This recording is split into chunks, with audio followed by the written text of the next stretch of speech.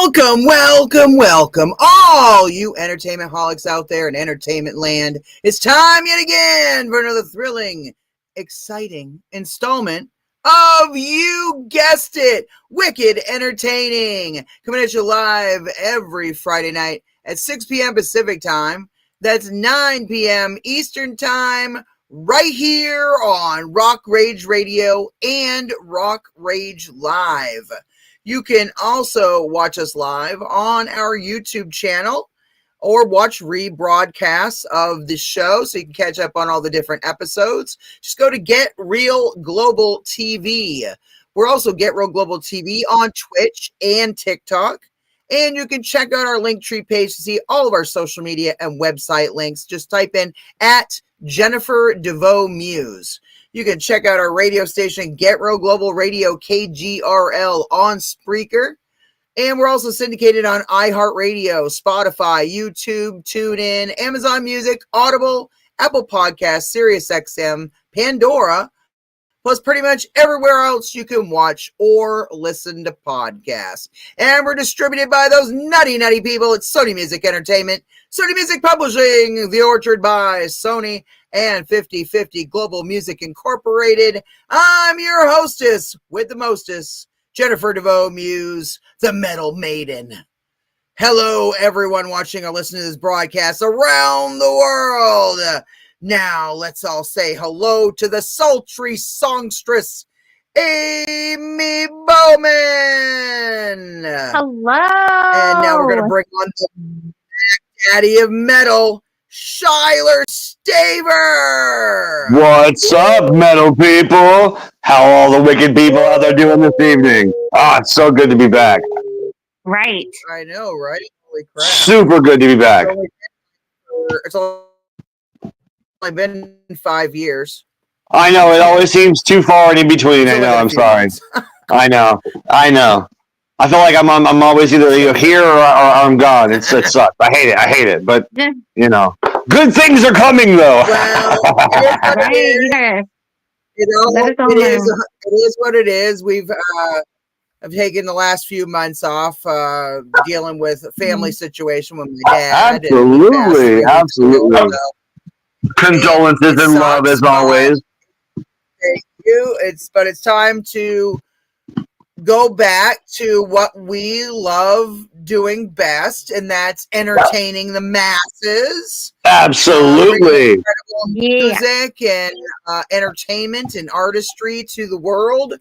These times of darkened bullshit, we need all the entertainment and all the love and happiness and joy that we can extol to our masses around the world. So, I know. Can we just reflect on the fact that we lost Ace Frehley and Ozzy Osbourne in the same damn year? Like, no kidding. It's just too much for me sometimes. Are you like really serious? Like, not to take anything away from your father, Jenny. I'm sorry. Just damn. Like, they're also old as fuck. No, I mean, for fuck's sake. I mean, really. My father, but he was 84 years old. So that's the right age to go, though. I want to go at 84. I'm cool with that. 84 is a cool with that. Long life. Right? Most people, there's a lot of people that don't even. Hey, in the words of some of my favorite artists, I'm here for a good time, not a long time. Hey, all right. My mom only made it to 44. Damn. So my dad already outlived her by 40 years. You know what I mean? Yeah. I feel bad for my stepmom, especially because Wednesday would have been their 37th wedding anniversary. Oh man, I'm sorry. I do feel bad for her, what she's going through. So we're just trying to be there for each other and support her, especially. You know, of course. So that's the biggest thing when things like this happen. Come together as a family, unite. Absolutely. But if anyone out there, speaking of that, just putting it out there, if anyone wants to contribute to my dad's burial fund, please do so. We really appreciate everything, even if it's just $1. Send the love. Whatever. If 5,000 people do send $1, that's $5,000. He didn't leave a life insurance policy. I'm just keeping it real. He didn't leave a life insurance policy. Left really pretty much on no money all for my stepmom to be set up for success. So we're trying to cover the burial costs as best we can. So we've been trying to raise money and just help her so that she's not burdened by any of this. Yeah. And, right. I thank my sister Heidi Coleman for being there for her and for really stepping up to the plate and helping her to take care of the burial arrangements and everything else. So we really appreciate I really appreciate my sister for really stepping up. Hell yeah, shout out. That's cool. Hell yeah. Nice. But on to happier things. Happy stuff. So first of all, let's talk about Amy and your project with Sensation as the lead. Any new things going on with Sensation? Any new music videos, new upcoming concerts, anything that is going on? Yeah, our next gig is December the 5th at the Whiskey Richards in Santa Barbara. So that's coming up quick. Awesome. I don't want to talk about that too much because we also have a December 5th gig coming up for our guest this evening. We're working on some new music, so you guys stay tuned and just keep hanging out. It's coming out. Very exciting. Very exciting. We're gonna bring on our guest here in a second. Real quick, Shyler, any new announcements? Anything you want to drop or discuss? So, featured guest. Anybody who knows about 7-1 knows that we keep things pretty close to the chest, and we're pretty good about that. But I will say that the music we have coming and the things that are about to happen, what's about to drop, is going to change the way we've been doing things from the beginning. I think we are about to definitely do bigger and better than we have before. Hold that thought. For some reason, we're not live anymore. Hold on. Oh no. What the fuck happened? It says live on my end. There's a whole thing that says live. Well, okay, then let's just keep going. I don't know what the fuck is going on. This weird thing just says go live, and I'm like, I thought we were. Okay. As long as it's broadcasting. I don't know, man. Whatever, dude. Technology. With it. Fuck it. No, like I said, there's not much I can really say yet. But what I can say is that by the beginning of the year, we are going to be coming out with a force for sure. We are going to explode. Nice. The EP we're going to drop is going to completely change what we have done before. I think it's the best music we have put together yet. I think it's the best. I've said it before. 7-1 is definitely the best project I've had the joy of being a part of. But what we have done now, what we have created now, what we're about to release is going to be the culmination of so much amazing work. And we just have so much music to put out. It's going to be great. I can't wait for everybody to hear it. Nice. Very excited. All right, now we're going to bring on. You can always send it to me at any time. I will. Hell yeah, I will. We're about to bring on our amazing featured guest for this evening. And it is none other than Joey Jem. Wow, you used the word amazing. Basyl Hayden. Amazing. I haven't heard that, in about 30 years. So thank you very much. Thank you. We aim to please on this show, baby. We aim to please. Oh, yeah. Exactly. Listen, great stuff is happening. Absolutely. Nice. Mm-hmm. I love it. You guys shoot and I'll answer. Trust me. Joey, it is an absolute pleasure to have you on the show.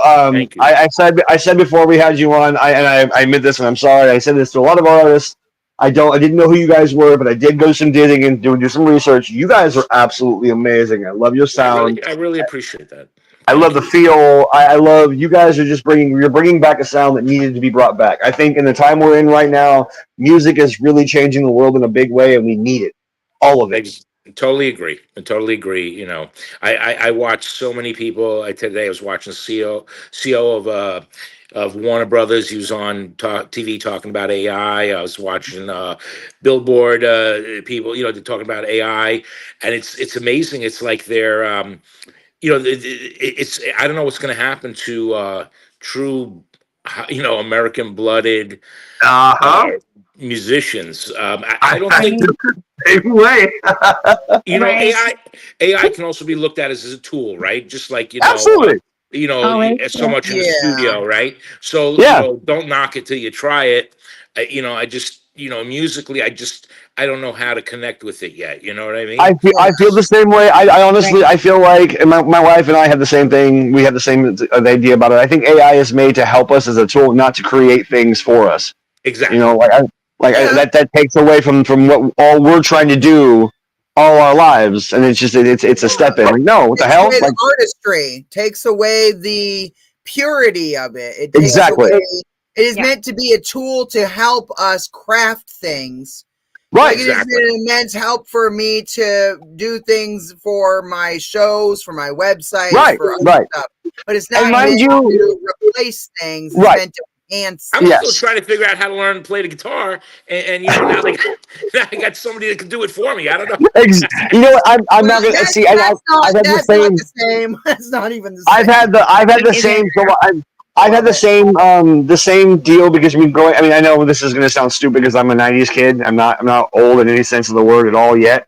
But I have grown up in the sense of watching music transition from actual instruments and everything to go on to this whole digital side of things, and it's crazy because I never understood how music can be made electronically if there's not somebody creating the actual sounds, playing the instruments. How is this happening? And I had to learn through firsthand, and getting with different bands and through understanding okay, this is possible, it's capable. There's still certain things I feel like without the artist doing it, it's not real. Yeah. Well, it's just like drum machines, right? I was around when Alesis was delivered, created, and and I was like blown away. I was like, oh man, but it had to be someone with some kind of talent programming the music. It wasn't just about. It wasn't just about the drum machine. You know what I mean? Yeah. And so you kind of learn. It became a tool. Just like sampling, right? You want Alex Van Halen sounding drums. Now you go into any studio across the world, the globe, to record, and they're like, we can make the drum sound like anybody you want it to sound. Right. And, you can. It helps. It helps. You still got to play the drums, though, right? So that's cool. Right. Sucks for live performance. Well, see, yes, and that's what I learned. So with Severed. I shout out to Alec because our drummer is he's a monster. I would ask him. He creates beats on his computer and then can actually play them live. And I was like, how the hell do you do this? Because he is a monster. Anybody who's ever seen Alec play is he's a monster. It's crazy. And yes. I'm totally in that. Like, I don't understand how this works. These guys have definitely taught me it's possible. It's capable and possible. Everything's possible today. Yeah, But I feel like the AI thing takes takes away from the actual work of it being done. Yeah, that's part. Yeah. You still have to put in the work. You still have to learn how to play the guitar or the bass. Right. You still have to learn how to be a singer. Like, if you're going to be the singer, then you need to enhance and it's still a performance part of it. Yeah, you're still a performance part of it. It's still a stage production. It's still you know what I mean? Like, AI can't fucking sing for you on stage. Well, there's a new artist. I forgot her name. That she's a totally AI created artist that's up for a Grammy. You know what? Yeah. She don't deserve a fucking Grammy. Yeah. What's the name of that band? Dead Frog Face. My wife just found a band called Dead Frog Face, and they are an entirely yes AI singer led band. I'm like, what? Right. Yeah. But they're going to put another category together. Just for AI created artists, which okay, dumb. I know. What are you gonna do? Listen, you know what? because that's not a real singer. That's some fucking machine singing. Yeah. Whatever. Like that's not real. To get away from that, Joey, I gotta ask you. Okay, please tell me, because I'm pretty sure I kind of know. What are your influences? Like, what drew you to music? How did this start? Well, I've been playing since I was 6 years old, right? Okay. And there's a story behind it because I'm writing a book about it. The book is called "How Music Saved My Life." Hell yeah! Nice. We go through a lot in life, and So anyway, I was 6 years old. My mom was dying of cancer at the time. She passed away when I was 13. And at 6, she put a guitar in my hand, and she said to me, "Listen." And she would. All my friends were out playing, and I was stuck in her bedroom practicing the guitar, and and I'd be like, "Mom, I want to go out." She's like, "Practice, practice, practice. Don't worry." And I'm like, I didn't understand. I didn't get it. And then she said to me, she goes, "Someday that guitar is going to be your best friend." Yeah. And as the year then now, I didn't understand it at 6 years old, until she passed away at 13 years old, but after that, I realized that really, even though you have family and all this good stuff, the guitar was the only thing that never abandoned me. Nope. And exactly. And also, musicians say you have this love-hate relationship with your instrument because you can never, ever, ever conquer the guitar, No. or any instrument. I'm coming from No. It's an ever-learning thing. Yeah. Because you constantly, if you stop learning, you're dead. You know what I mean? Exactly. Yes. So okay, so that's just to answer how I got started, but then the influences was from there. Like I remember listening to Kiss Alive 1, and mind-boggling. I remember listening to Blizzard of Oz, Ozzy Osbourne. One of the best. And so I was, blown away when Randy Rhoads came out, and and then all of the, and even talk about Ace Frehley since he passed away.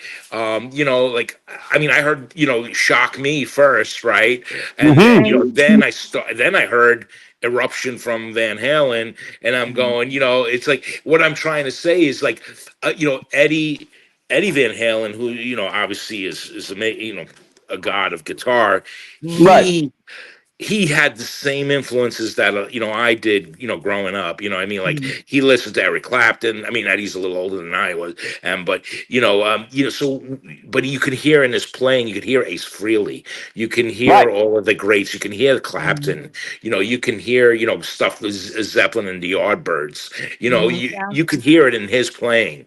I'm not going to talk too much here, but I had the opportunity to meet Wolfie Van Halen and watch, meet him and watch him play. That's awesome.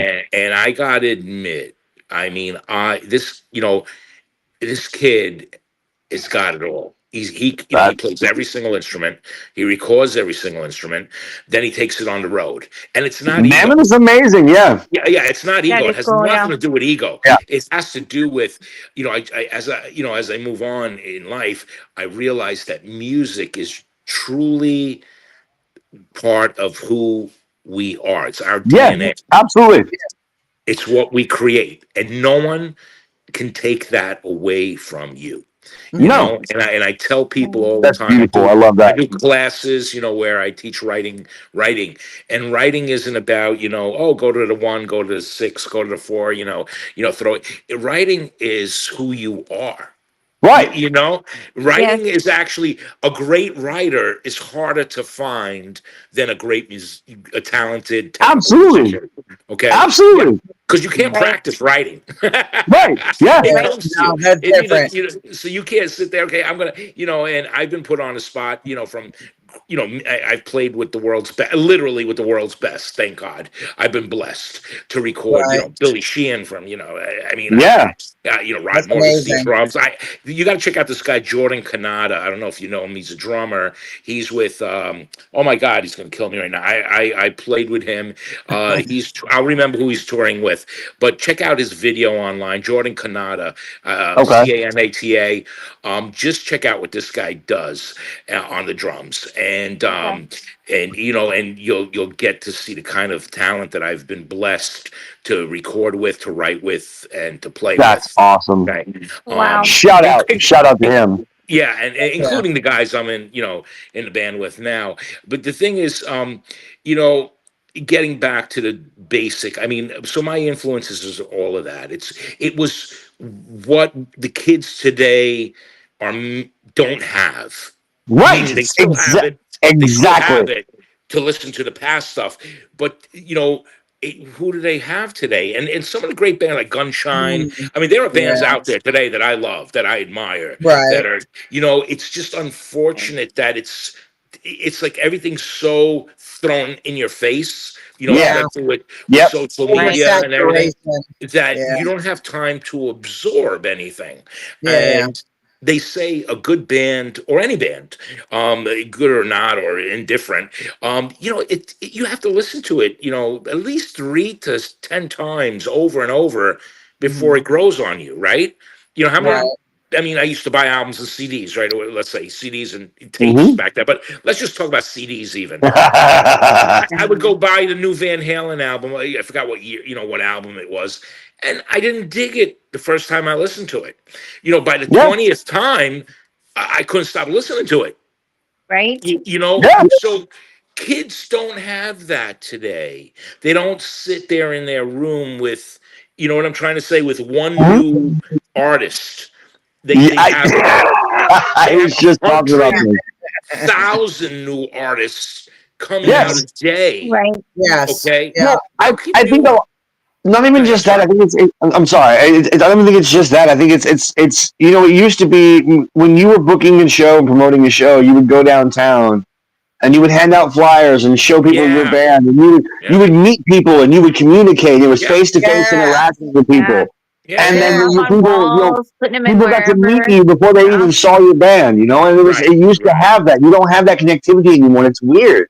Right. It's all right here on the screen. I think we need more of that face to face music, that sound. It's so tough. It really is. And and us, and I'm not knocking our trade, but we've gotten lazy. You know what I mean? I think so. Yeah, right. Yeah, because we don't do that. Like, I mean, Friday. Look what we're doing on a Friday night. I mean, this is great that we're doing it, but we should be at a club saying, "Hey, man, I'm going to be playing next week." And come check out my band. So and that's how it was so great, but it just that's unfortunate, right now, and I don't know how it's going to turn around. Again, I'm not saying negativity about the music industry. I'm just saying I wish that there was more of a personal touch to it. But then again, you're in LA and all over the place, right? And I'm in New York, and we're doing this, so this is cool too, right? I think we need to do more. We need more of this togetherness, even though we're so far away. Maybe we need more of this. I think Jenny and I, me and Amy and Jenny have talked about it forever, putting on shows and doing our own collective togetherness. I think we really need to put it to work and do something with all the get these bands together and You mean like I used to do when I lived in Los Angeles? Yeah, like you used to. How we met? Go back to business. How we met? Yeah, exactly. Yeah, I think listen. The Muse asked me a wonderful question the other day. My incredibly insightful husband. He says, I said, well, let's move back. Let's go back to Los Angeles because I want to go home. This place is just, where my family lives. It's not really where I want to be. Do you know what I'm saying? Right. And not really in my heart of hearts. And he said, well, we go back out there. What are you going to do? Go back to doing your concerts and festivals and stuff. I said, well, hell yeah. That's kind of it's kind of one of the biggest points is that, and actually broadcasting from an actual place. Podcast studio. Yeah. Because Pasadena Media has its own it's a TV station. See? But it also has its own podcast division. But I don't know if I can be as raunchy as I want to be on that. I don't know if I have to. Oh, we can dumb things down a little bit, you know.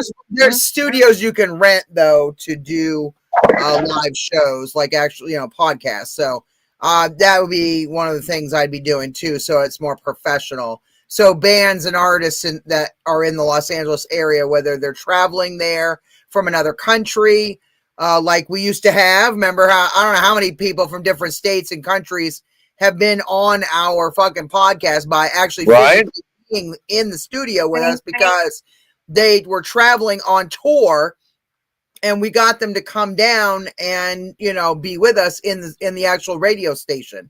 So that's kind of where I want to go back to is my roots. I mean, LA takes you step 2 feet and you're tripping over a band. You got, somebody's here. They're on. I live in Bakersfield. I know. Somebody's touring. Somebody's, I've had bands that Corners of Sanctuary from fucking Pennsylvania who've been on my show at least 3 times because every time they would come out on tour from Pennsylvania, they would come to the studio. Jenny, we want to be in the studio again. Jenny, we want to be on the show again. Let's do this. And then boom, they'd come down to LA Talk Radio. We do that shit, and then next year, boom. And then I have everybody play my concerts too, so it's like a double hitter. You got the bands on tour. I've had bands from Sweden play my concerts, Mexico, fucking Serbia. I don't know how many countries have played my concerts over the years. So that's what I'm saying. You get a lot of bands that are on tour, and they want a show. I still get hit up. I get at least 30 or 40 requests every week. See, I keep telling you, we need to go back to work. For an entertainment company, we gotta go back to work. We gotta go back to work. Concerts and that's then we need to bring Joey over here to California so we can play some real fun shit. That'd be the personal. Bring Basyl Hayden out. Or Amy, you and I can go to New York, and do that. I certainly have a bucket list for New York. This is true. It's on my bucket list too. I want to go to New York so bad. I've never been. I know. Let's all take a group trip to New York. Let's go! I'm so down. There's some cool places. Some cool places really still happening. Hell yeah. I'm. If you look at what we're doing in December, it's my father's place, and my father's place is still run by the original Eppy. That he's known as Eppy, EPPY, and that's where the police started. Right? Yeah, we're gonna say yeah. So I mean, Madonna, the Police. You go down the line, Billy Idol, the original My Father's Place, and Eppy's still running it. And that's so cool. Yeah, when you used to come to New York, there was the Manhattan, New York City thing, which was CBGBs, right? Right. So you would do CBGBs, and then you'd go out, 35 minutes out of New York City, and you'd be in Roslyn, Long Island, which is still New York, and you would do My Father's Place, right? And so and it was so amazing because I was watching a police documentary, and there they are, Stuart Copeland and all of them, and they're going, oh yeah, then we're in New York, we got to New York, and first thing we did was we had to go play CBGBs, and then we went to My Father's Place, and I'm awesome. Like, wow, right. And and I was like, that is, and I was there about 3 weeks ago. I was watching this band, and then Eppy introduced me to a this is, in all genres of music. It wasn't just, it's not just rock and roll. This older black woman, and he introduced me, and then he goes, who you're speaking to? Please, I'm bad with names, so I'm not going to mention the name because I don't remember it. She wrote 2 songs for Whitney Houston. She was Whitney Houston's song. Oh wow! And I'm going. Wow. I'm like, wow. Cool. I'm like, holy shit. You're hanging out here, watching music, watching bands, and you probably got $100 million in the bank, and you're watching, you wrote songs for Whitney Houston. How cool is that? Right. So, you know what I mean? And it's like, so I guess that nostalgia, it's just like the Whiskey Go-Go, right? I mean, like everybody played. Yeah. And the rainbow. The rainbow. Yeah. Oh, man. Even the Roxy and the rainbow. The rainbow. When we put the rainbow for Jenny, that show, like that was the night that I realized, fuck, Nick Floco, fuck. we're going somewhere. Like we finally made it. We're finally fucking here. Like we're I know here. it does feel like that you when you guys play were those putting songs. on a It really wrapper, does. man. You Like imagine it was such a guys good show. one of my shows at the fucking Rainbow, dude. Oh man, my God, Yeah, man. those were cool. And then we could do a show. So we could do the tour. Do a show at the Viper. Do a show at the Whiskey. Do a show. Listen, Yeah. you know what, man. Oh, It would be great. I mean, and hell even yeah. like, you know what, like even in Arizona, I mean, they would places Oh, in seriously. Arizona, and everybody from Los Angeles, from LA, would come down to Arizona. You know, Yeah. that way. And I used to be in the Midwest, and we didn't give a shit. Like it wasn't. We didn't tour for money. We were just touring to play to get the name out there. And see, that's the other part too. That's the other part that I miss about music is that touring now has become such a problem. When it used to be, touring was so much freaking fun. Right. Like it was all about getting you guys seen somewhere else, and people who hadn't had the chance yet to see you in that journey. And it seems like now bands are shying away from that because it's just so much more work than it should be. Well, you know what? I'm not knocking it.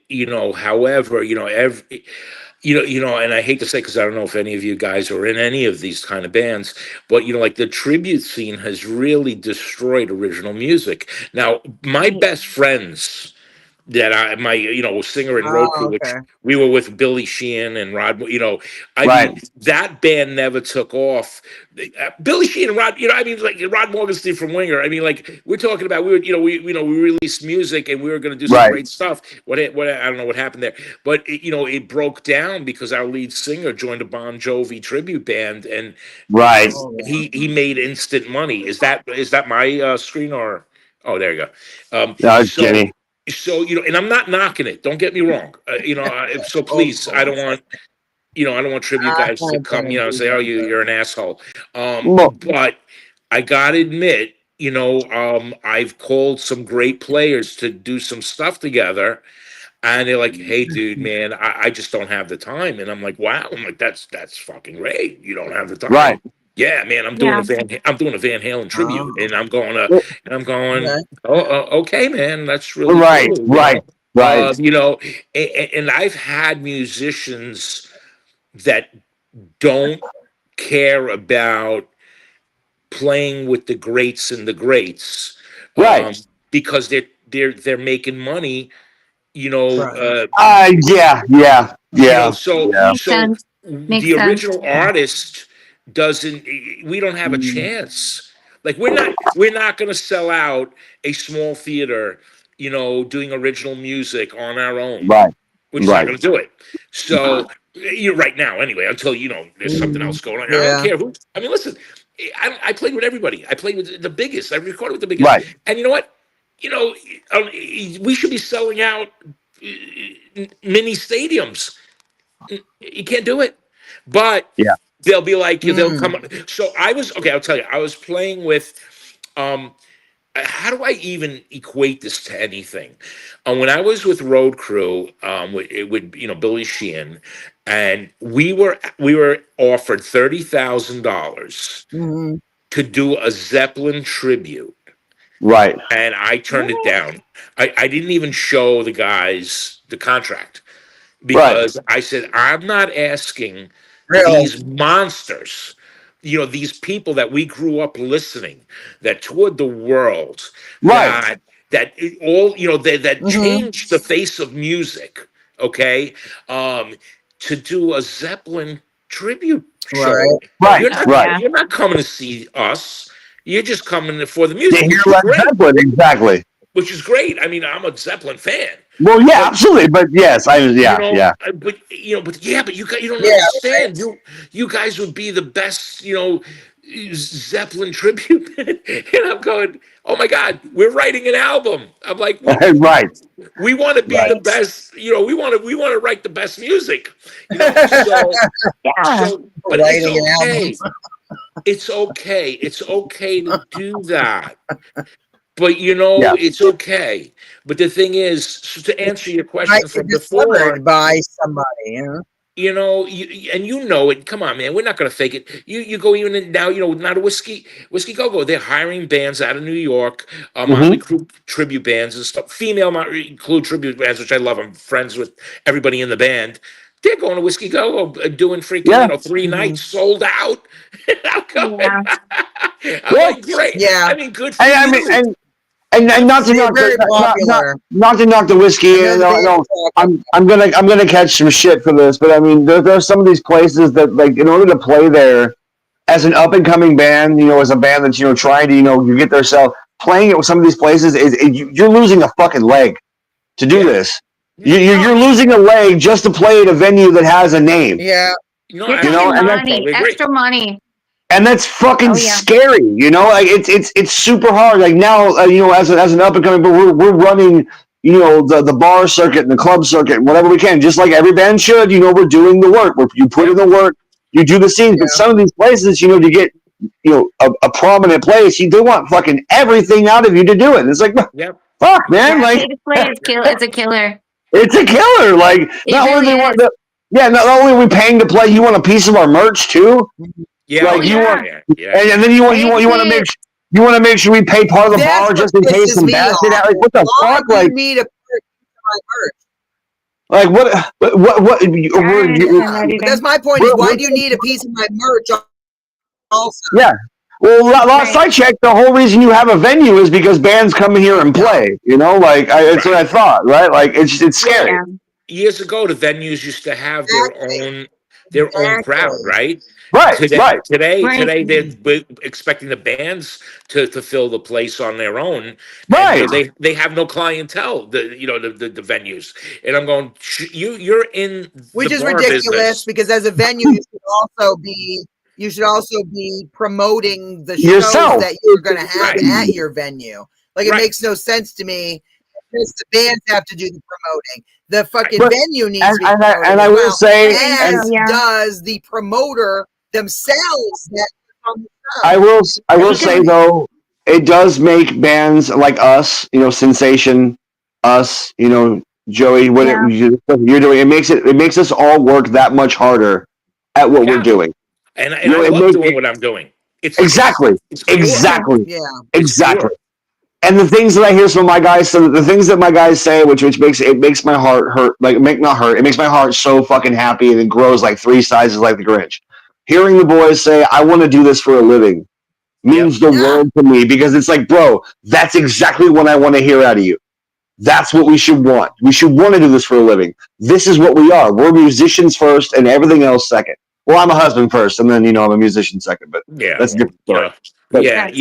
I totally agree. Listen, man, you know what? Again, like I said, I'm blessed. I'm working with definitely. I feel that.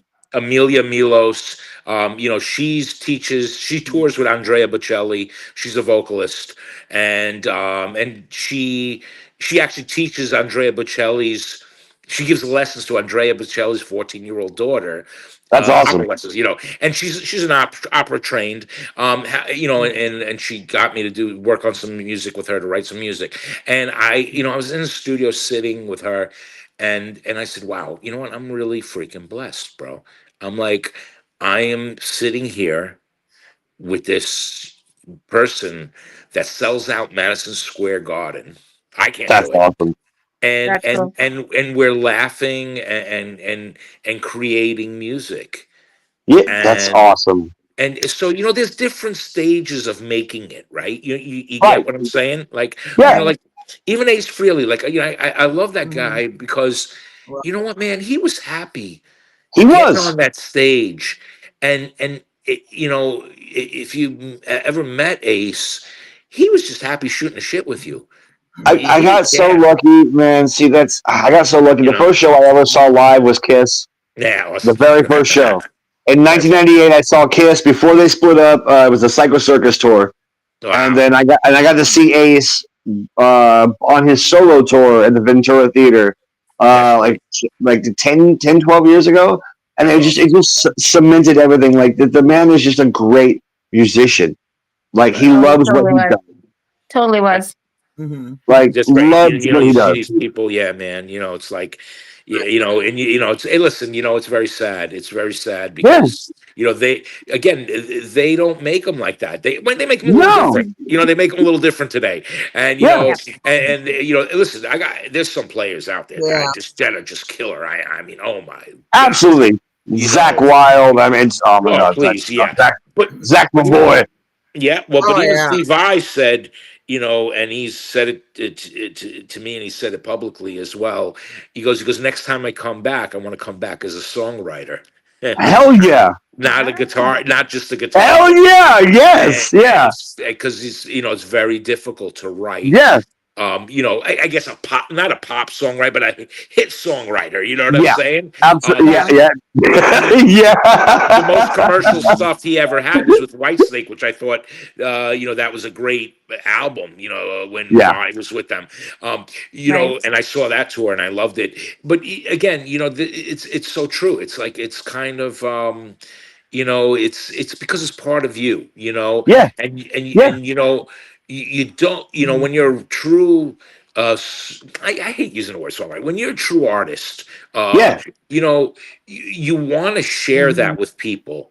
Absolutely. And you want them to feel something from what you do, Absolutely.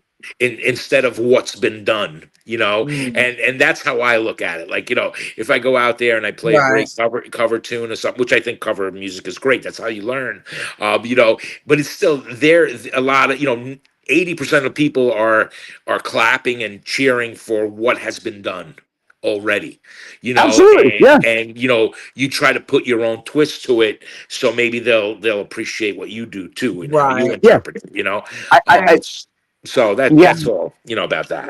I think with music now, I mean, not music now, I think music period. Music is a blessing. Music is 100% a blessing because it gets people that otherwise would probably never sit next to each other or be in a room together. You're absolutely in a room together. It brings groups and droves of people together in ways that you would never expect it before, and it's always changing. It's ever changing. It's always. And I hear things like, disco's dead, punk is dead, rock is. It's not dead. Music doesn't die. It just lies dormant for a while until it gets revived by somebody who cares enough. And that's just how it should be. That's how it should be. Music is it's a form of love. It is. It's a full-on form. It's an emotion. It's not. It's a natural to our lives. Exactly. It's the anthem to our lives. And I mean, it stems from the greats like Mozart to to the heavy metal of Pantera and Slipknot.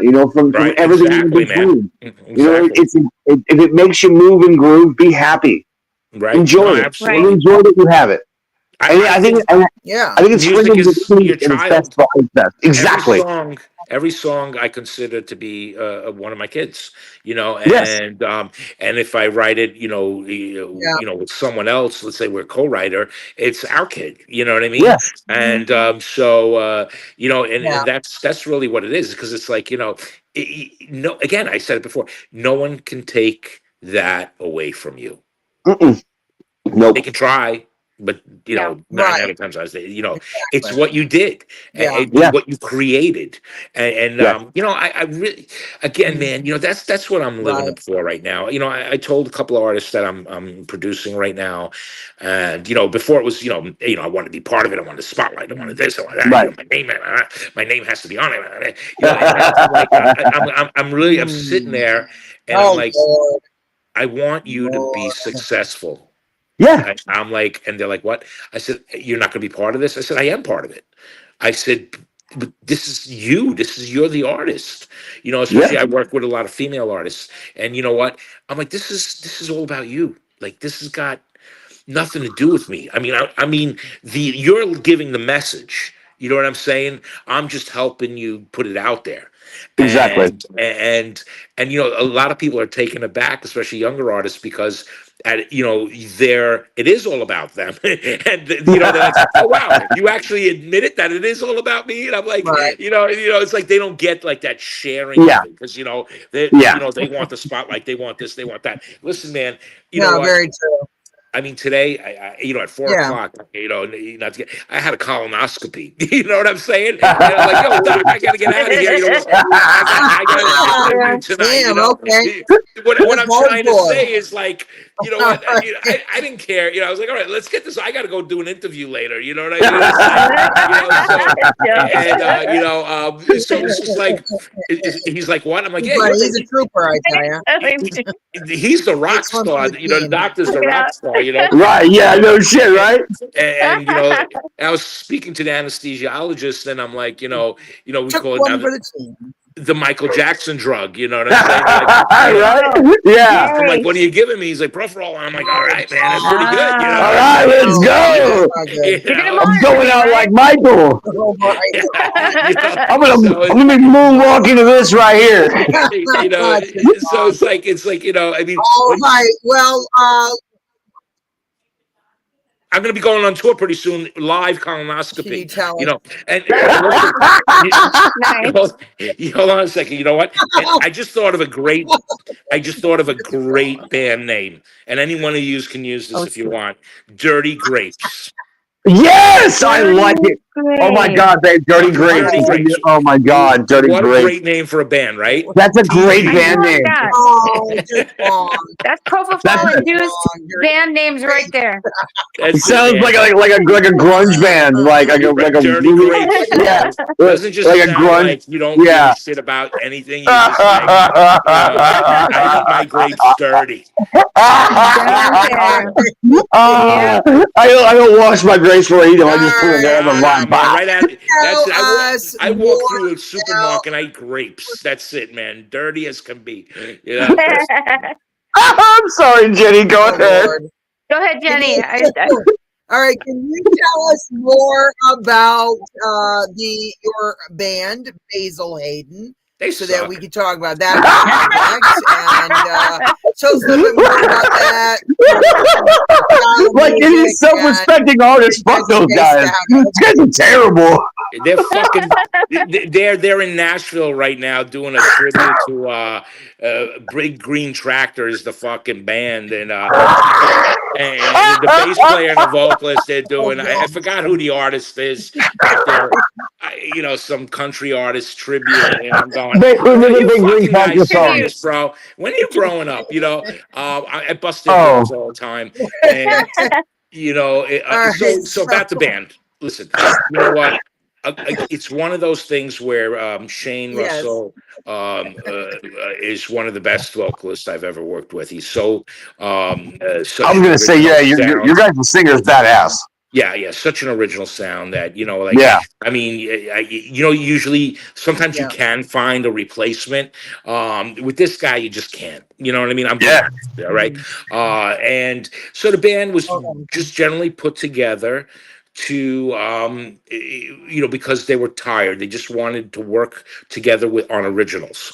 So the guys are from Nashville, Alabama, and New York, right? Wow. So I have my own studio here in New York, 316 Studios. Okay. And so I got a call from the bass player in Nashville, and he said, "Hey, man," he's like, "Listen," he's like, "We're going to New York a year ago." He goes, I'm working with this guy Shane. I had a drummer that I was working with. We'd love to come. Can you come to Nashville? Because I was doing some work in Nashville. And I said, no, bro. Listen, if we're going to put an original project together, let's work out of my studio. So I have a place everybody can stay. It's like it's a freestanding facility. I said I have awesome. I have bedrooms upstairs and shit. So you guys can crash there and let's write. Anyway, they came in. Let's go. We're going to New York. We wrote, anytime. And we wrote the material and we started recording. So it's taken on a life of its own, okay? And we're being very careful on how we're marketing it. Right.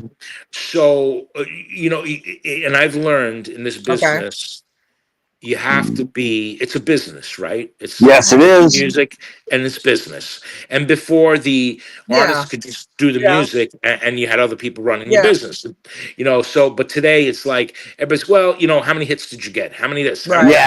So it's like before the big guys even want to work with you, you already have to be somebody big. Yeah. You already have to. You got to be somebody before you even get anywhere. Yeah. Yep. So what I Yeah, for started sure. doing, we wrote the title track is called "The Dogs Are About to Get Out." So, Okay. and it's a real fucking kick ass in your face, fuck you type of song. You know what I'm Okay. saying? And so I said, you know what, we're working on all the sweet shit, Little Black Dress and all this. Oh, those songs are so nice. They sound so great. So anyway, so I decided I'm going to do something for the NFL.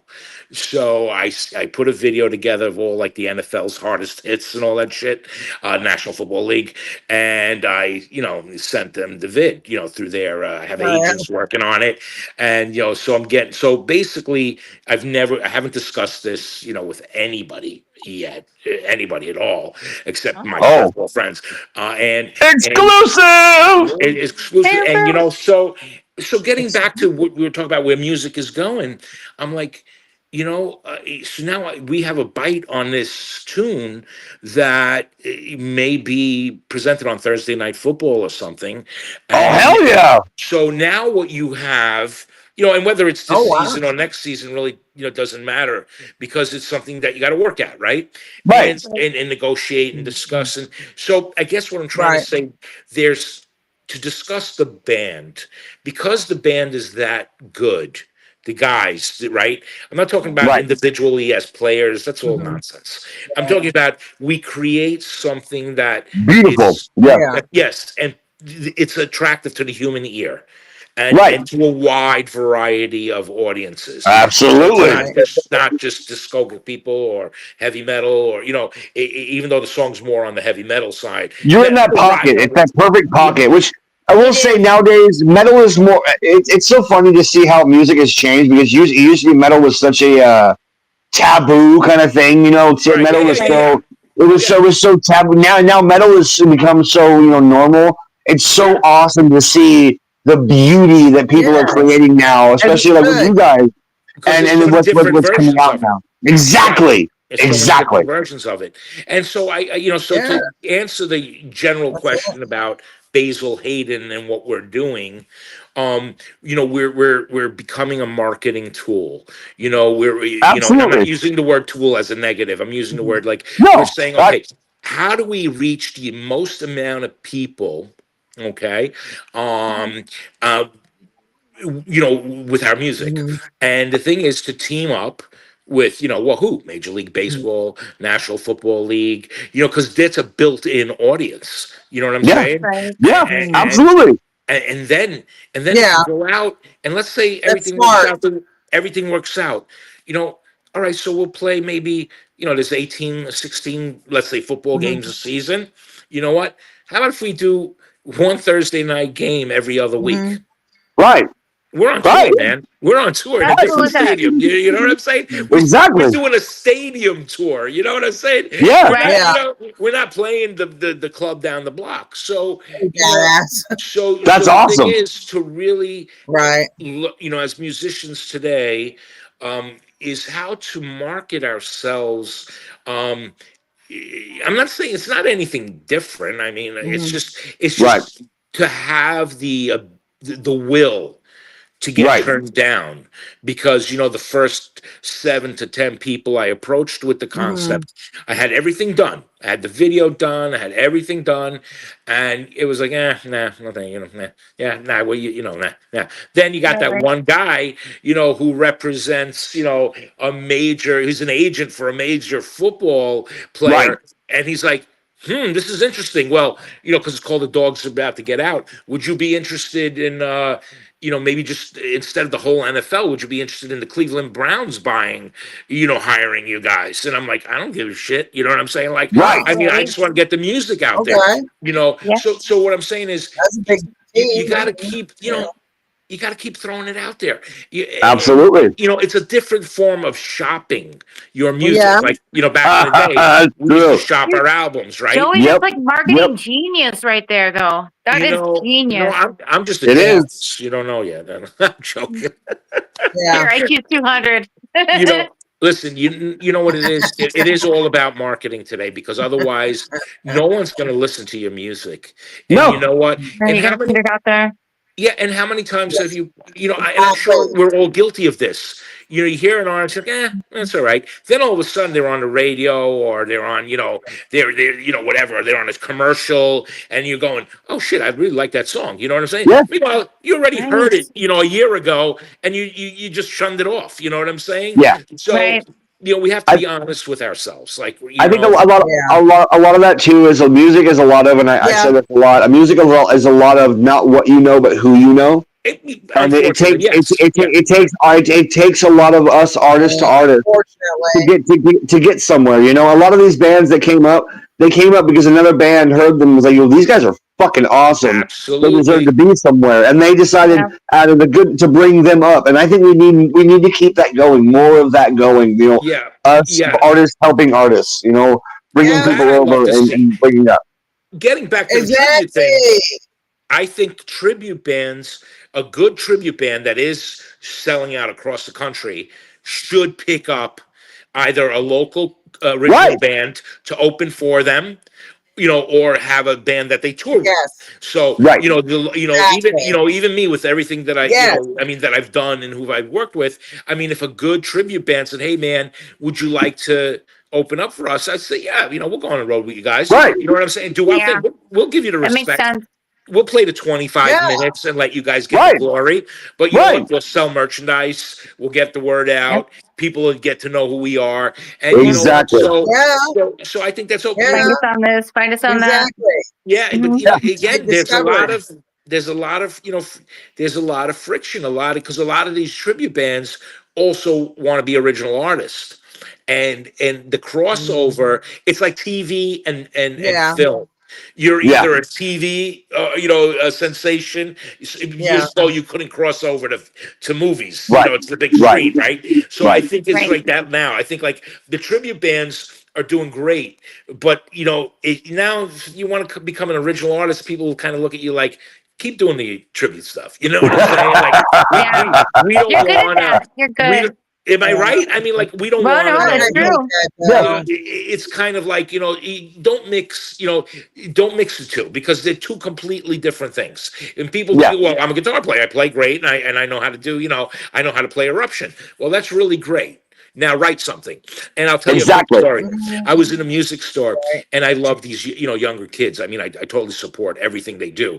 And so this kid was fucking playing rings around everybody. He's sitting in a music store, doodling on a guitar, and everybody's like, holy shit.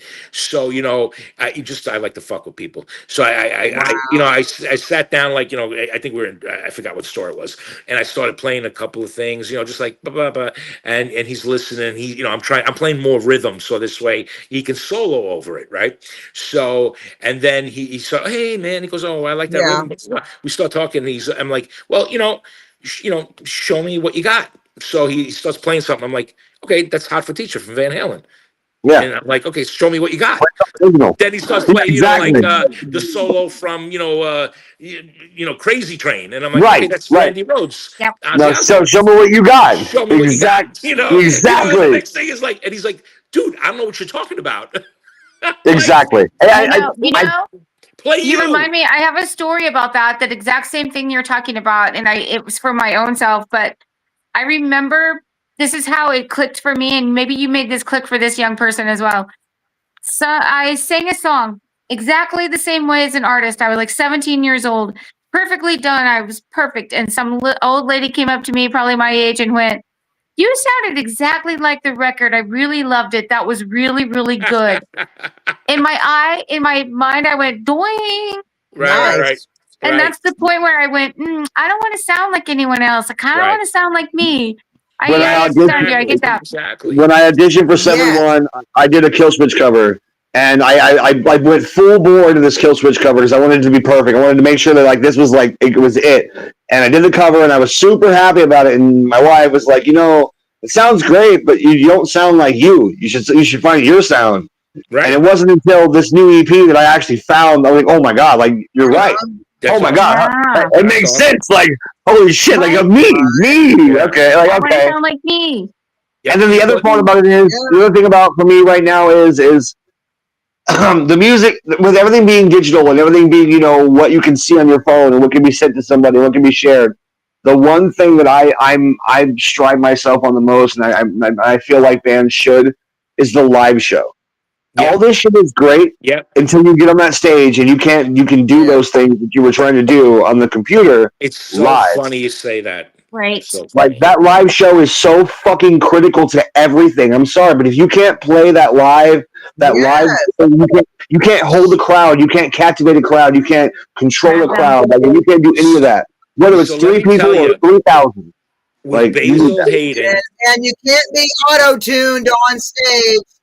Well, no auto-tuning on stage either. With Basyl Hayden, I dumbed down all the guitar solos. So and people, so my bandmates are like, hey man, like that's what you're doing. I'm like, yeah, and they're like, why? I said because nobody gives two rats asses about the guitar solo. They really don't. I said if the song isn't good, it doesn't matter what I do on guitar. However, I also said I'm getting too fucking old. I don't want to relearn something that I said. So I'm going to play it as simplified as possible. So I can go on stage, getting back to what he just said, and I can play it. I don't have to relearn it. So, and that's that's actually kind of saves me because I don't stress out about playing live anymore. Right. Because I kind of, this shit's so simple. Right. And again, I mean simple to an extent, right? Right. But it's stuff that comes naturally instead of me going out there and trying to do something that doesn't come naturally. Right. I also feel like a guitar solo, a good guitar solo, is probably the one that captures people. Is very simple and melodic. And easy to hear. If you know what I'm trying to say. Yeah. And I'm probably, I mean, Amy, you too. We're probably pretty. What's the word? Gifted, because the guitar players we happen to play with are fucking just phenomenal. So like Nate and Randy can play. Nate and Randy every single time we play together, and I'm in a fucking band with them. I'm like, dude, fuck you guys. What are you doing here? Like, well, you know what? You're absolutely right. But you know what? I'm going to be honest with you. For music to sell music. My wife's not a very musical person. However, she likes music. That's what's up. So if I let her listen to a song I wrote and recorded, and she likes it, I know that it's good. It's good. Yeah, exactly. Right? I do the same. I do the same thing with my wife. Yeah. So it's important. You know what I mean? It's important to let a person who's not in the music business listen to it, because they're going to be the most honest with you. Yeah. And that's how I do it. That's my gauge. I don't go to Billboard magazine. I go to my wife. I'm like, and that's how you right. And that should be your biggest fan and your biggest critic. Like that's how it should be. Aside from yourself, aside from yourself. And I bet I bet you can fly up and down the fretboard. I bet you can be technical as crazy and whatever, like Yngwie, but it's that weirdly simple, easy thing that it gets everyone's attention every time. 1991, I was opening up for Steve Vai, and shit, the year I was born. And so 1991, right. You weren't even born yet, right? I was born that year. I was born in 91. I mean, listen, sold out shows. I was here. Don't worry. For Steve Vai, and I graduated high school in. I have the video. So and I went through that, and I went through that stage, and it's it's great, and you know what, with practice, I can maintain that level, right? However, what I'm doing right now, in working with all these different artists and different genres of music, everything from heavy metal to pop, I have to kind of really find the notes, feel the notes. notes instead of just just playing. And then you have to rip sometimes. You just have to you got to be ready to go up there and do what you got to do. Because otherwise, people, that's there are people that come see you for that. So you got to give it to them. So but so I just listen again. Music has taken such a turn, and we have to go with the flow. And and again, it's like that's what I loved about Ozzy Osbourne, right? Mm-hmm. Even I mean, he can work with anybody, right? And yes, sir. what was it? Post Malone, when he came out with the thing with Post Malone after, Crazy. he took a break for a while, then he recorded with him, and it was fucking great. And even fucking amazing. Post played guitar on that, and it was good. It was, you could tell it wasn't Randy or what's his name there, Zach, or but it was a great. It was something that we I think, like, again, like I was saying with you guys, it's something that we needed. It was something. Exactly. It was the transition. It was the crossover that we needed. And that's what's great about music right now, is people are starting to realize that you can do things that aren't in the norm. There are things that can be done now. There are sounds that can be created that you would never expect to put them together, but they're being put together. And it all stems from somebody liking one thing and then loving another, and be like, well, why shouldn't this go together? Because you say it shouldn't, no, fuck that. It's music. Right. That's what music has always been. Music has always been pushing fucking boundaries. And as artists, that's what we're always going to do. We're going to keep pushing boundaries until, we die. And then somebody else is going to push boundaries. Also, a show like yours, right? You know what? People don't realize how much goes into it. It looks like it's just a, let's wing it type of thing, but it's really not. Because you know what? Everyone on these screens, no, because your heart's into it, right? Right. I mean, listen, I just, like I said, not to push it, but I just had a colonoscopy today.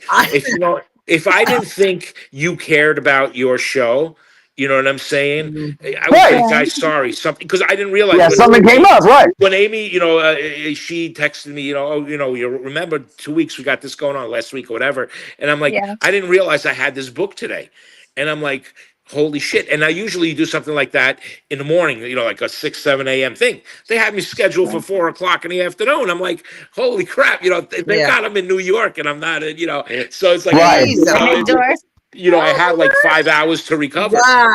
But the thing is, dude, and then if I didn't care, for 9 something. but if I didn't think you cared, you right? Understand what I'm saying? Right. Why should I care? Right? Absolutely. So, and I think that's the same with music. I think kids today know. Yeah. If you don't care about your music, all right, they're not going to give a shit. And it shows. I will say 100%. If you don't care about the music and you're just doing it for the whatever, it does show. It shows 100%. Exactly. Mm-hmm. Exactly. And we as artists feel it when we play shows and we're standing with the other bands. And we're like, this is a fucking joke. Like, is this really fucking happening right now? Right, exactly. Well, even Gene Simmons. You think Gene Simmons needs to go out on tour with his own band? He's got more money than anybody, but he loves what he does. Exactly. He likes to do it. He's a lunatic and an ego guy. Oh yeah, he's still doing it, man. That man has an ego bigger than Ron Jeremy's job. Ego, no. Yeah. No. Yeah, absolutely. I think. Look, I don't even think that Shyler and Amy truly, fully understand all the fucking work that goes in behind the scenes. To create this fucking show. Just one show. That's just one of many podcasts that I have. Amy told me she'd cut my balls off if I didn't. All she did was send me a picture of a fucking knife. A big knife. And I got your balls. If you're not there, and on the side was like 2, I don't know what the hell it was, some kind of peanuts or something. I was like, what's she trying to tell me? What's she trying to tell me? A nice Don't lose your balls. Yeah, exactly. This is you. If you don't come on my show, no. Exactly. So I was actually very afraid not to come here. It's okay. I get the death threats too, and I'm on the show, so. It makes me terrifying. I get the death threats too. It's all right. How many members in total are there in Basyl Hayden? Just 4. How many band members and the other 3 members' names? So we have 4? Shane Russell, who's the vocalist. We have Rennie Zosa, who's on bass, and we have Ronnie Shasha, who's on drums. And you know what? Very simple. Nice. And that's the other thing, the amazing sound. And I'm not saying it because it's our band. I couldn't give a shit. You know, the amazing things that we create. No, the amazing we create very I fucking love this guy. Music. And it would be a shame if the band doesn't, you know, move forward. You know what I'm trying to say? Because that right there is one of the most fucking. That is one of the most humblest things I could ever hear a musician say. Like, period. Like, even I said the same thing about Severed and a few of the other bands we play with. To hear someone say that, it would be a shame for this band not to go somewhere with how good you guys are. And you guys are. You guys are fucking amazing. I really appreciate it. Yeah. We have a shitload of music that's just that I'm in the studio, you know, producing, you know, and again, it's all because of the distance with the guys, you know, they're in, you know, all over the globe. And so I know about I'm working distance. on it. Right. And you know what? I know about distance. The beauty is, you know, we're doing this one song called Can't Hurry Love. And you know what? I'm in love with the song. It's I really can't explain it right now off the top of my head. But I said, you know what? We have this extra time. I was talking to the engineer. Yeah. I said, let's just throw the fucking kitchen sink at it. You know, hell yeah. I brought in the song called Human Beings from Van Halen. Okay. And if you just bring it up on, you know, you later listen to it. And it's just so fucking different Van Halen. You know, great song. Wow. It's a great song. I know the song, yeah.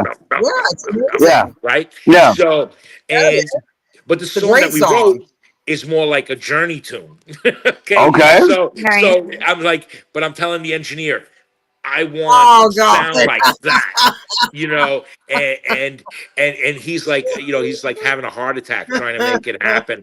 And I'm like, listen, I know what I hear in my ears, man. I want to hear it coming off the, you know, off of the speakers. Yeah, you know? You're like, this sounds like Journey. Well, you know, yeah, exactly. I don't want to sound. It's about between the bands I love. Yeah, you know, and as guitar players, you'll appreciate this. You know, Eddie Van Halen, he would record. No, they're both great, but he would record with different guitars tuned differently. You know, and they call it sense. You know, and one guitar would be tuned a different scent than the other one, you know, and that's what gives them that natural chorus sound. You know, everybody thinks it's like effects and stuff. Eddie would just plug in and play, and the thing is, like, and so I'm sitting there and I'm going, and you know, I said, you know, Eddie's using the sense on the guitars, and he's like, it's so funny because like, wait a second, Pro Tools has a here, you know, it's like Eddie Van Halen sense sound, you know what I mean? I'm like, no, I'll just detune the guitar and play it against the track. He's like, so much work. Yeah, but I said I want it to sound real. You know? I don't need a computer doing my job. You know what I mean? I don't want to sell manufactured. Yeah. Well, that's the thing, right? So, but again, you know, so people, I guess what I, you know, don't understand. You know, it took like Def Leppard. It took them like 7 years to record High and Dry or something. I forgot what it was, you know, and that's part of the, you know, that's part of the magic, you know, part of the magic. So it's like, and listen, I have a funny story about David Lee Roth. I got to tell you the story. So. All right. when David Lee Roth was and this is, I got it from the cat's mouth. It's not like a hearsay site. It's just a funny story for musicians and David Lee Roth fans. So when David Lee Roth was recording the I think the Eat 'Em and Smile album, with Steve Vai and Billy and yeah, so the band was like, all right, the album was done. Everything was done. But David Lee Roth is such a lunatic at times with his music. He wanted everybody there at the end with the producer and everybody. He would come in every day. We're like, Dave, the album's done. They were like, Dave, the album's done. I'm going to release it. He's like, nope. So everybody be here tomorrow morning, 10 o'clock. I got to do something. Mm-hmm. He comes in. They play the whole fucking album. They sit there. They heard it, like 1,000 times. Then he would go to the board. He'd be like, excuse me. He'd turn like one knob, like a millimeter. All right. And then he like, okay, let's replay it. Really? Then they would have to sit there. It did nothing. But in his mind, and this went on for like 6 months before he released the album. Every day, because he was paying. He had Van Halen. He had fuck you money. Van Halen. He had fuck you money, right? And he's like, listen, I'm paying you guys. If you wanna, quit, go right ahead. I'll stop paying you. So, but I'm talking about sound and trying to be insane, Right. And that's what these guys do. And I got to tell you one more story about. Reb Beach from Winger, the band Winger, great guy. So he was on tour with David Coverdale, which recently retired like 2 days ago, and he was on tour with Winger. So he had an agreement with Kip listen, I won't tour. Whitesnake's tour will only happen when we're not on tour. So kind of the two camps had had a decision, had an agreement. So now Reb was making more money with Winger than David Coverdale from Whitesnake, and they were touring all the big arenas, touring Europe and everything. Winger was doing basically, theaters, right? So anyway, so then, David Coverdale said, fuck this. I'm just going to book shows. I don't give a shit what your schedule is, right? So Reb goes, you can't do this to me. What's happening? And so basically, David Coverdale said, well, you can stay with Kip, which, it's loyalty, right? Or you can tour with me. And he's like, yeah, but I make more money with Winger than I do with Whitesnake. He's like, yeah. He goes, but you stay at you stay at penthouses around the world touring with, Whitesnake. I guess the point that I'm trying to make is like, it's so funny. Like everybody has their little, like, you know what I'm saying? Eventually they worked it out where, again, Reb chose to stay with his loyalty of Winger, actually, you know what I'm saying? Because he was like, listen, we created the albums together. With Whitesnake, he didn't really write anything, it's like, but these are the funny stories that you hear when you're dealing with these guys. These are all like inside stuff that, in today's age, this is an age-related discussion. I go out to dinner, with these cats, or even, guys like, let's say, Ozzy and his older age before he passed away and things like that. The last, what we would speak about? Right. We wouldn't speak about music.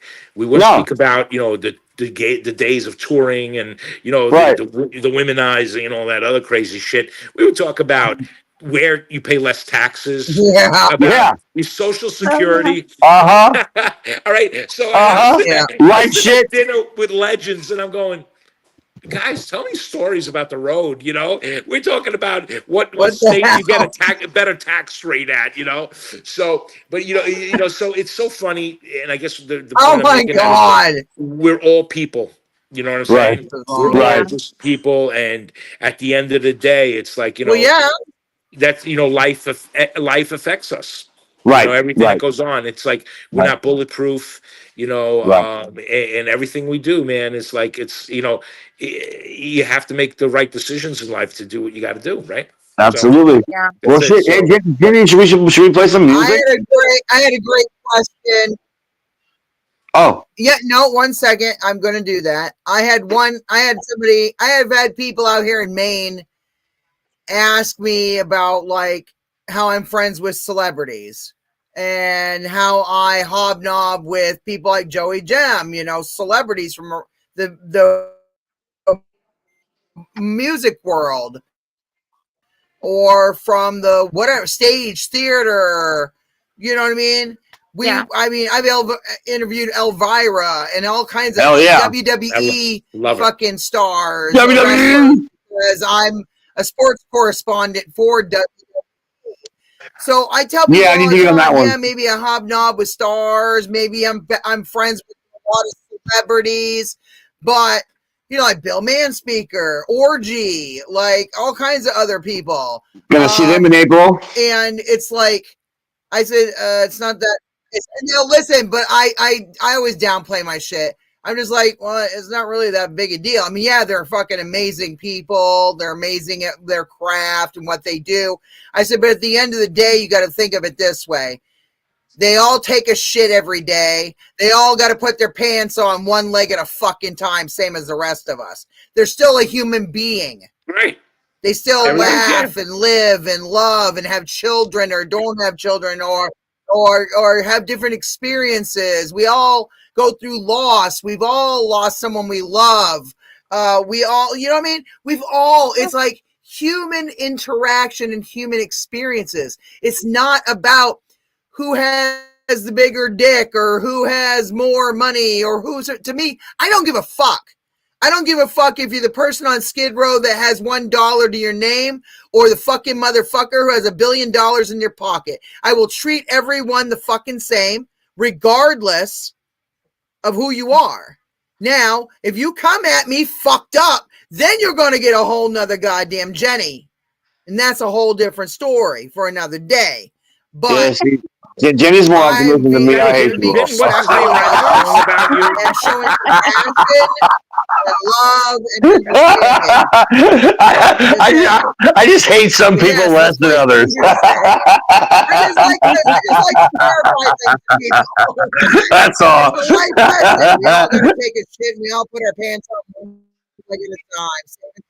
Well, hey man, the only thing I disagree about is the penis comment. All right. Imparting my wisdom as always. That's. Yeah, I'm sorry. We got to draw the line at that. Literally, So. In my opinion, mine is bigger than theirs. Listen. Mine.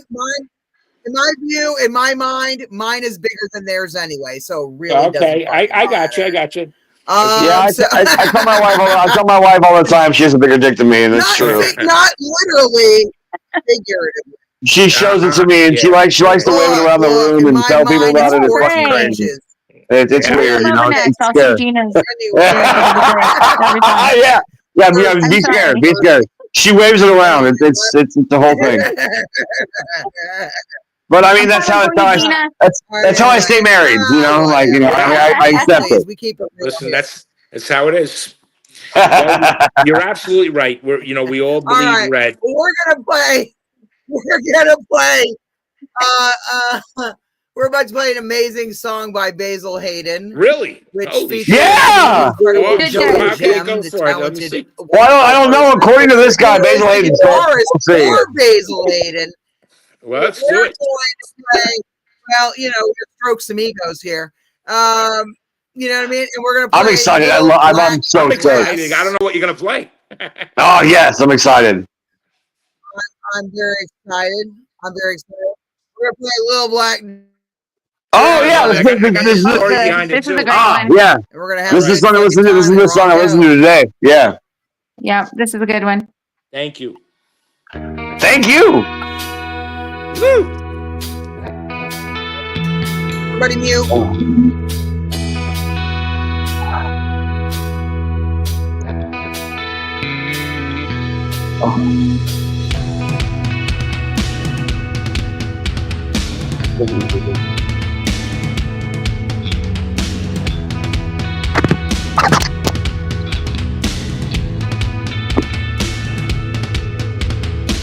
This is a story about a girl in blue. It's a little black dress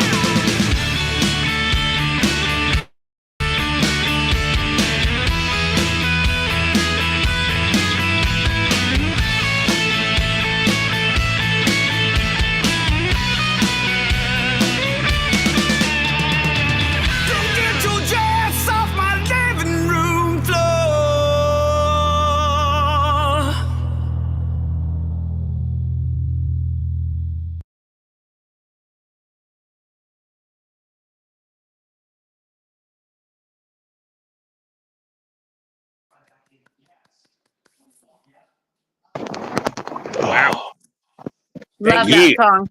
Thank you. Love it. That was fucking awesome. Well, Damn, that was good. Definitely had like Southern rock style. Like it sounded kind the of like voice. Southern rock. Like The it was really voice, good. right.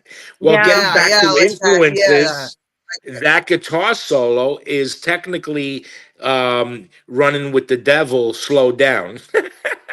Okay, yeah. In quarter Are speed. you serious? Basically, I mean, the same concept of what he did. I So love it. we're talking about influences, and Yeah. that's. I have another song that I did with Road Crew that I did the exact solo from Whole Lotta Love from Zeppelin. You know, but it was with the it was with the music pumping. But the Wow. reason I did that. Because I was love it. working with, Billy Sheehan and all of them, and I had like kind of a reputation to maintain, and I said, I played it really safe, and he was like, why? I said, because if anybody says they hate the solo, I could blame Jimmy Page. Hey. That's good. I was like, That's listen, good. don't be mad at me, be mad at Jimmy. He wrote it. I just played it differently in a song that I wrote, So Yeah. so it's like, and that's shit that you would never know. Like it reminded me when I was listening to it. I'm going, oh wait, that's Running with the Devil. That's funny. That is so wrong. Oh my god! I know, but you know what? That's when we talk about influences, what they do, right? And, Right. I would have had a different approach to it if I didn't know about that. Right. It's fun to do that as long as you don't totally rip it off, right? You know what I'm saying? Right. So yeah. Shiler's down here fucking yawning and shit. It's only about to be 8 o'clock his time. 8 o'clock. Your guys' fucking time, dude. I was up at 3. All right, it's about to be 11. I wake up at 3. All right. Okay. 11. All right. We don't sleep over here. All right. So do you want to hear the story behind the little black dress? Yes. Yes, please. Because that's another thing. Anything that I write is a true story. So anything you can imagine how it. So this is actually a very innocent song.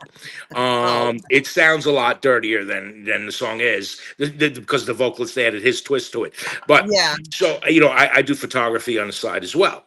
So I was working with an artist in my studio, and she was changing whatever. So instead of going upstairs and using the washroom where she had total privacy, she would just change right there in the studio. And so I'm here taking photos and she's there changing out of her clothes and all this other good stuff. So anyway, at the end of the session, I kind of in the studios, part of my house, but it's freestanding building. It's like so anybody can go in there if they want to, my kids, my wife, whatever. So the next morning I'm in there and I'm clean, just putting shit together because I have a rehearsal, and then I see on the floor there's this little black dress. And I'm going, holy fuck. I'm like, you know what? If not that it would happen. I mean, my wife doesn't give a shit, but let's say I said, my wife walked in there and she saw this girl's, little black dress and, panties on the side or something. My wife would be like, what the fuck are you doing in here?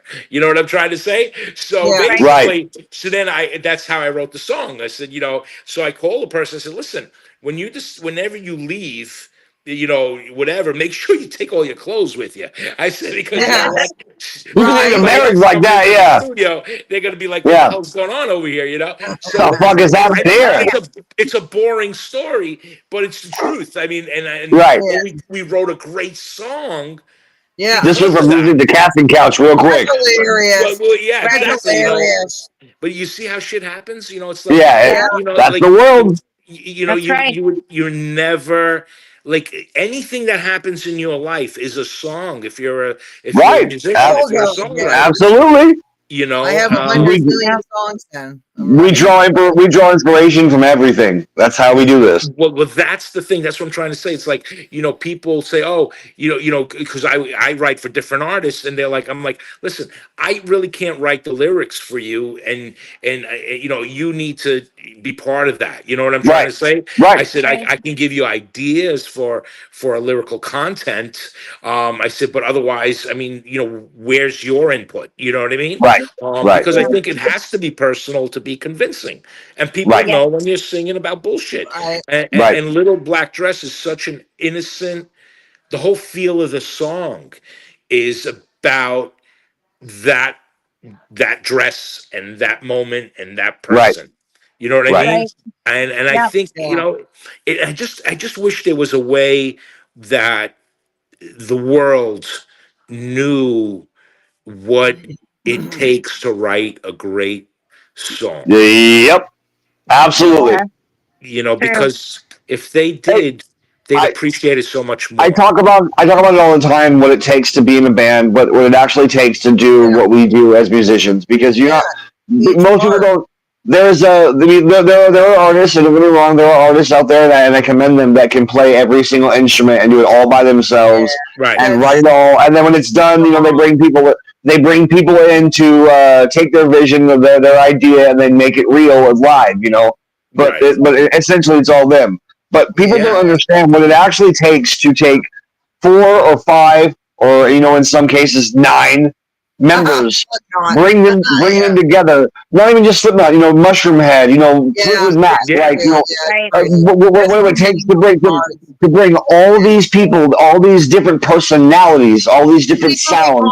Keep it simple. Yeah, and then bring it together and work together and make thing. that. Yeah, not only make it work, but okay, now you wrote. Let's just say you guys so happen to write 5 fucking songs, and they're good fucking songs. Now, your 4 people, 5 people, whatever, have to go on the road and take these songs together. Your ideas, your ideals, your everything, and now you have to live together and make this work together, and then not fucking hate each other afterwards. And a lot of bands don't last that first tour, that first test of time. They falter because you realize I really don't fucking like these people. I really don't like being around these guys. But it's the bands, and you realize I fucking love what I do. You know what it is? Getting back to marketing, so the singer and I, we have. I love the guy, and he loves me. But I'm from New York, and he's from Alabama, so we have 2 complete different mentalities. Right. You know what I'm saying? So I sometimes. Not often, but I'll lose my shit in the studio. Like if I hear something that's totally off and everybody's insisting that it's on, I'll be like, and the engineer looks at me and is like, "What the hell is going on here?" I have to say something. We can't leave this on tape. But anyway, so I'll be like, so we were at a session, and one of the notes that he was hitting, and he's an amazing vocalist, as you can tell. I was like, I don't want to hear the fucking vocals. Take them out of my fucking cans. I mean, they suck. So I'll be a total bitch. Oh my God. And so after that, he was like, wow, man, I never saw that side of you. I'm like, well, if you knew how to fucking sing, we wouldn't have this problem anyway. Words right there. When I'm in the session, I'm all about the music. I'm not playing for me. I'm listening to what other people are going to hear, and if I think that it's not gonna really flow with them, I'm not gonna ruin a song. Even with guitars, right? I'm not gonna play a certain chord if I'm not gonna play diminished over something where it doesn't belong because it just might not tickle your ear correctly, right?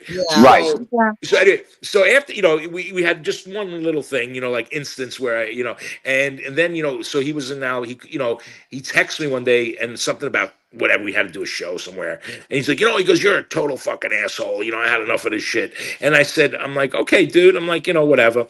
Do what you got to do. Anyway, we obviously that was just band bullshit, right? So, so the bass player and I are talking one day, and he's like, "Did you straighten things out with Shane?" I said, "Absolutely."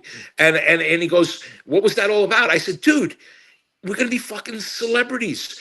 I said promotion. Just think about it. The lead singer and the guitar player don't get along. That's fucking great, promotion. It is. I'm like, Yes. people, It is. It people are totally not going to be is. talking about the music. They're going to be talking about this asshole and this, cursing out. Right. Look at David Lee Roth Yep. and Van Halen. Robert Right. Plant, Jimmy Page. Look at all of them. You know what I'm saying? Every Right. effing successful band had a problem between the guitar player and the vocalist. And it's like. That's our joke now. It's like, oh, Joey hates Shane, and I'm gonna call Randy tonight. Tell him to go fuck himself. like, dude, just fly with it. I said, because you know what? You can't make this shit up. So it's marketing. It's marketing. It's all marketing. Do you guys really hate each other? Yes. No, of course not. We don't. But Right. you know what? But you think we do. Right. And then me and Shane will have the best conversations. Hey, bro, how you doing? How's your dad? You know what I'm saying? And then it's like, we'll send each other text messages. You're a fucking asshole. It's like, Hilarious. but meanwhile, Well, behind the scenes, we're best friends. As much as I love to keep this love fest going, for me and Joey, it's about to be 11 o'clock at night. And some of us have to work in the fucking morning, unfortunately. Or I'd just keep this party going till 2 in the goddamn mornings. I'm sure we could all talk that long because we're having a blast. Oh, and we get along so well. But listen, Joey, can you please tell all of our viewers and listeners out there where they can find your guys' music, where they can see you at any of upcoming concerts or anything? Well, you know what? As far as the Basyl Hayden music, you could just go to our website, basylhayden.com. It'll send you to the YouTube links. All right. And it'll tell you what's going on. And I'll update it actually because I want to put the NFL video on there, I'll just send it to you guys directly. Absolutely. For 2025, we're just doing the December 5th show because it's like an EP release, private party type of thing, sold out. And we're going to, and then for the new year, we're looking to, it's only 190 people, it's not that impressive, but still, where is it? Where are you holding it? That's at my father's place in Roslyn. Okay, nice. Yeah. But in the new year, we're looking to put some dates mostly in the Midwest. We're not going to be doing too much in New York. And you know what? I'll let you guys know, and I'll post the dates. Absolutely, please. As he said before, live shows are important, and we don't want to go up there and wing it. We want to put something that people can come actually be entertained. And you guys get close to Cali, let me know because I want to come out and see you guys. Definitely, I'm definitely coming to New York. I'm going to come see you in New York for sure. That has to happen. My cell number. Amy, you could just give him my cell number and just shoot me a text, whatever. If you guys are in town, and I'm gonna add you on Facebook too. I'll add you on Facebook and everything, so we can correspond too. Very excited. And I can't wait. And that's gonna be exciting stuff. Yeah, I really appreciate you guys having me. We appreciate you being on here. Thank you so much for coming. I know it was hard for you today, but thank you. We want to thank you guys, the guitarist from Basyl Hayden, for being on the show. Thank you guys. Thank you. Keep rocking. And get ready for Iron Empress Radio. Awesome. Rock Rage Radio very soon. We're going to give you all the deets on the launch and everything is going. That is a new show that Amy Bowman, the sultry songstress, and I, the metal maiden, have crafted and are in the works with. And we're going to be on actual Rock Rage Radio, the radio station, not just blasting out on the live channel. Hell yeah. We will legitimately have a time slot on actual Rock Rage Radio itself. It is going to air on Wednesday nights at 10 p.m. Eastern time. That is 7 p.m. Pacific time, right on Rock Rage Radio. And I will share the link to where you can find it once we go to start our inaugural broadcast. And then we'll get you guys tuned in and let you know when exactly the exact launch date. I'm in the production for the show behind the scenes. It's a lot of work, but it's got to get done. I've been workshopping, I don't know how you want to say that, with Amy and sending her stuff as I get it done. And I'm like Joey. I'm a graphic designer, so that's my art besides all this. And I'm a perfectionist. So if I see one fucking thing off that I do not like, I will send Amy. I've sent her what 8, 9, 10 versions of the logo till I finally perfected it. And she's like, fuck yes, I love this. Is why you do what you do. You know what I mean? That's why I do what I do. And Listen, then I'm going to send all of you dirty grapes for the holiday, okay? Yes! Ooh, yes, please. I want dirty grapes. Yes, please. Send them on down. I will be so happy. I will be so happy, and I will tell everybody about it too. Like, you're not going to believe where these dirty grapes came from, bro. So go check out also Amy's band, Sensation. She's the lead singer. Go check out, and she's a sultry songstress, and we got Mac Daddy of Metal, Shyler Staver. Go check out their band, Severed One. He's the lead singer for that.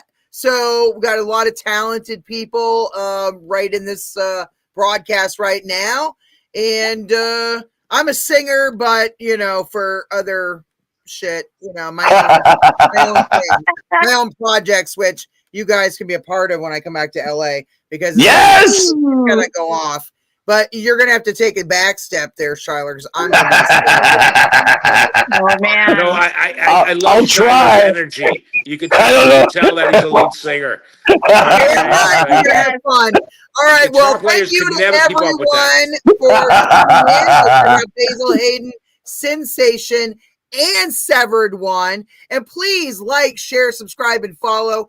Please, if you haven't already, click on the subscribe link to our channel right here on YouTube, which is Get Real Global TV. YouTube. Like, share the video, share all the information about the different bands, subscribe, share, like, follow. Let's all be there for one another and support each other. That is what it's all about. And get your colonoscopy done. Get your colonoscopies done. Check the butthole.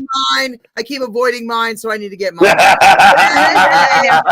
Medically or not, just get it done. Thank you. Hey, we appreciate each and every one of you for watching the broadcast tonight. Have a wonderful night. We will see you next week with our next. See you guys soon again. Stay and neuter your dogs and cats, you know, all that stuff. Talk soon, everybody. Thank you. All right, bye, everybody. Thank you so much, Joey. Good night. And thank you, Shyler. Have a good night. Shyler, oh my God. Bye.